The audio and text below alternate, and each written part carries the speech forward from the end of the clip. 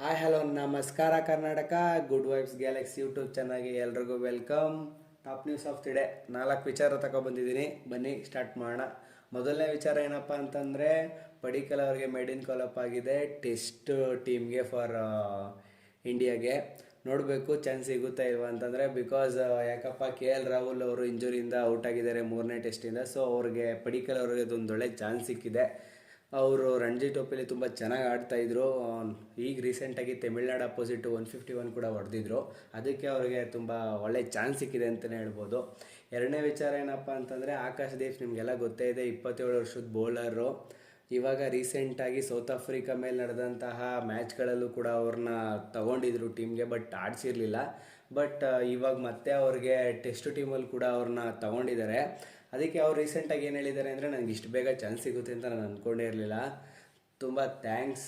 ನೋಡಬೇಕು ಅವ್ರಿಗೇನಾದ್ರು ಚಾನ್ಸ್ ಸಿಕ್ಕಿ ಆಡ್ತಾರ ಅಂತ. ಈಗ ಡೊಮೆಸ್ಟಿಕ್ಕಲ್ಲಿ ಅವರು 29 ಮ್ಯಾಚ್ಗೆ 103 ವಿಕೆಟ್ ತೆಗೆದು ಒಳ್ಳೆ ಫಾರ್ಮಲ್ಲಿ ಕೂಡ ಇದ್ದಾರೆ. ಅದಕ್ಕೆ ಅವ್ರನ್ನ ಟೀಮು ಕೂಡ ಕರ್ಕೊಂಡಿದ್ದಾರೆ.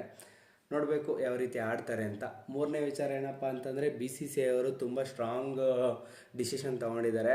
ಈ ಪ್ರತಿಯೊಬ್ಬ ಪ್ಲೇಯರು ಕೂಡ ರಣಜಿ ಟ್ರೋಫಿ ಆಡಲೇಬೇಕು ಅಂತ. ಬಿಕಾಸ್ ನಿಮಗೆಲ್ಲ ಗೊತ್ತೇ ಇದೆ, ಇಶಾನ್ ಕಿಶನ್ ವಿಚಾರ ಆದಮೇಲೆ BCCI ತುಂಬ ಸ್ಟ್ರಾಂಗ್ ಡಿಸಿಷನ್ ತೊಗೊಂಡಿದ್ದಾರೆ.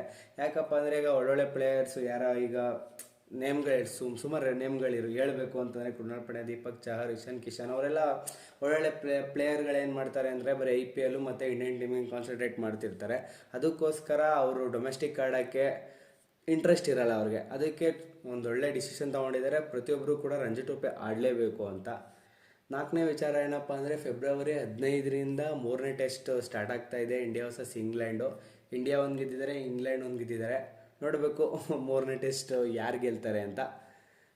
ಇಷ್ಟೇ ಅಪ್ಪ ವಿಚಾರ. Thank you for watching video. ನಮ್ಮ ಚಾನಲ್ಗೆ ಇನ್ನೂ ಯಾರ್ಯಾರು ಸಬ್ಸ್ಕ್ರೈಬ್ ಆಗಿಲ್ಲ, ದಯವಿಟ್ಟು ಸಬ್ಸ್ಕ್ರೈಬ್ ಮಾಡ್ಕೊಳ್ಳಿ. ಮುಂದಿನ ವಿಡಿಯೋದಲ್ಲಿ ಮತ್ತೆ ಸಿಗೋಣ. ಎಲ್ರಿಗೂ ಒಳ್ಳೆಯದಾಗಲಿ. Thank you.